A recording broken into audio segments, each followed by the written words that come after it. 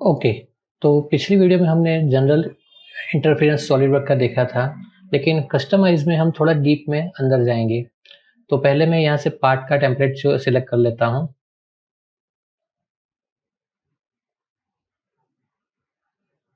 Okay, now we have the part template. Now देख, अभी मुझे यहाँ से राइट क्लिक और कस्टमाइज़ में जाना है। यहाँ से नॉर्मली सारे सेटिंग्स तो सॉलिडवर्क ने सब सेट करके रखे, लेकिन कुछ सेटिंग हमें करने हैं हमारे वर्कफ्लो ईजी के लिए।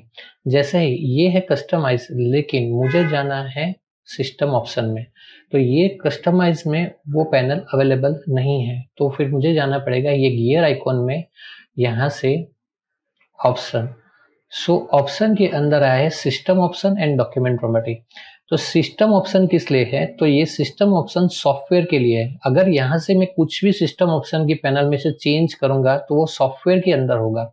डॉक्यूमेंट प्रॉपर्टी दैट मीन्स कि ये अगर हमने ये जो पेज ओपन किया है पार्ट टेम्पलेट, ये उसके लिए है।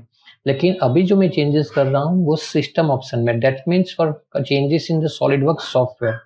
तो सॉलिडवर्क सॉफ्टवेयर में सिस्टम ऑप्शन में जनरल में मुझे पहले चेंज करना है यहाँ से अनेबल फ्रीज बार। अनेबल फ्रीज बार का मतलब क्या है? अभी ये अनटिक है। अगर मैं इसको टिक कर देता हूँ और ओके कर देता हूँ तो अभी मुझे यहाँ कोई चेंजेस नहीं होगा, लेकिन मुझे यहाँ से एक ऑरेंज पैनल, मुझे यहाँ से एक ऑरेंज लाइन आ गई। दैट मीन्स ये एक सेफ्टी लाइन हमें कह सकते हैं।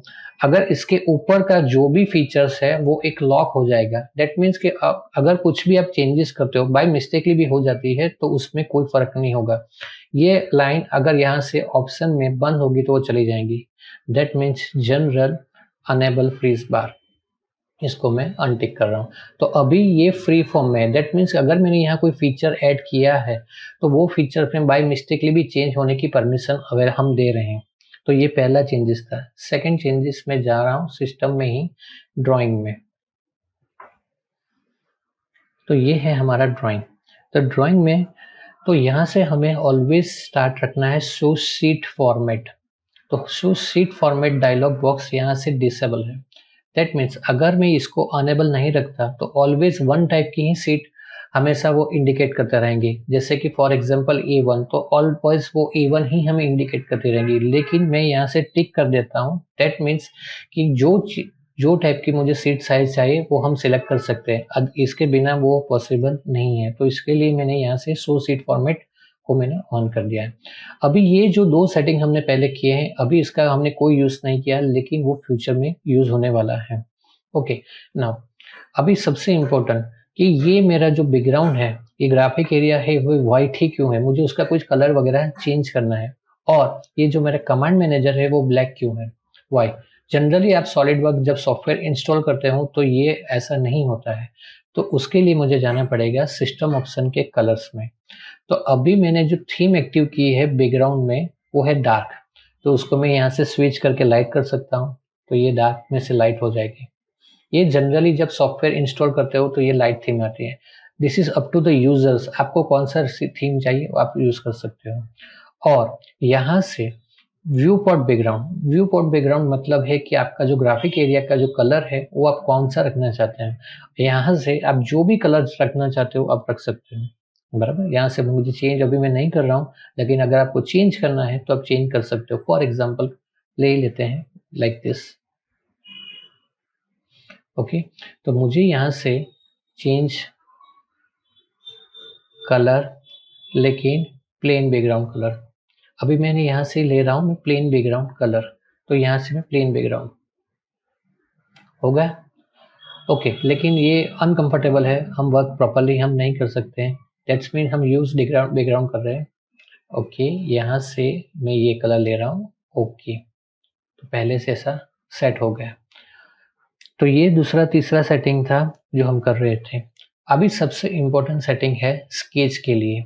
तो हम यहाँ स्केच में जा रहे हैं, auto rotate view normal. That means हम जब ये प्लेन का यूज करेंगे स्केच करने के लिए तो ऑटोमेटिकली वो normal to the sketch plane आ जाना चाहिए। अगर इसको अनटिक करेंगे तो हमें मैन्युअली हर बार करना पड़ेगा। दैट्स वाई हम यहाँ से ऑलवेज इसको टिक रखेंगे। वैसे ही enable on screen numerical input entities, इसको भी हमें टिक रखना है, तो ही हम डायमेंशन फ्री फॉर्म में दे सकते हैं। तो this 2 ticks is very important in the sketch panel. Okay, ना स्केच पैनल में ही एक दूसरा है रिलेशन एंड स्नैप। अगर ये अनेबल नहीं होता तो जितने भी हम and point, mid point, intersection point वो डिटेक्ट ही नहीं होंगे सॉफ्टवेयर में, क्योंकि हमने परमिशन ही नहीं दी है। तो हमारा वर्क फ्लो स्मूथ करने के लिए हमें ये कंपलसरी अनेबल रखना पड़ेगा। तो this is 2 settings in a sketch. Okay, आगे बढ़ते हैं तो परफॉर्मेंस में। परफॉर्मेंस में जनरली हमें कोई भी चीज़ को टच नहीं करना है accepted this verification on rebuild. ये क्या है, जनरली हम जब सॉफ्टवेयर्स में कुछ भी काम करते हैं तो एक एरर्स आती है, लेकिन वो जनरल विजिबल नहीं भी होती है।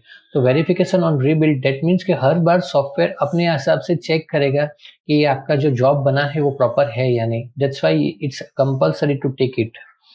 ओके, अब ये सॉफ्टवेयर्स में there is a too many file location are there, that means कि सभी का एक फाइल लोकेशन प्रॉपर सेट किया है।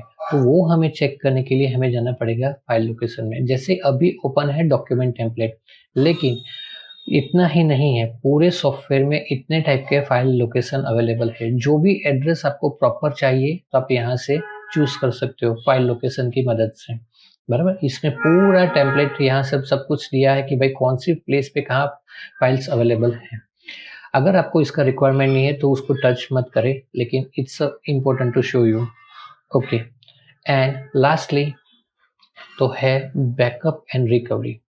सो बैकअप का मतलब क्या है, जब आप वर्क कर रहे होते हो तो एनी टाइम सॉफ्टवेयर क्रैश हो जाता है या कुछ पावर कट होता है तो ऑटोमेटिकली आपका फाइल चला जाएगा। लेकिन हम यहाँ से सेव कर देते हैं कि after every 10 minute file automatically save. आपको कितनी कॉपी चाहिए सेव की, तो मुझे यहाँ से चाहिए कम से कम 5 कॉपी चाहिए। तो जितनी बार वो सेव होगा तो लास्ट 5 कॉपी वो रखेगा। यहाँ से लिखा है कि remove backup older than 7 days, यानी कि जो 7 दिन के ऊपर का जो बैकअप होगा वो सॉफ्टवेयर हमेशा के लिए निकाल देगा। लेकिन मैं इसको एक्सटेंड करके कर देता हूँ 14। Okay, so it's fair enough for me. तो ये कुछ सेटिंग जो सिस्टम ऑप्शन के हैं तो वो असेंशियल है before going to further. I quickly remind it. General में हमें क्या किया है, enable freeze, then drawing, then sketch, colour, file location and backup. This are the core features. इसको हमें हमेशा फोकस पे रखना चाहिए। आगे हम सेट करेंगे units and templates. Thank you.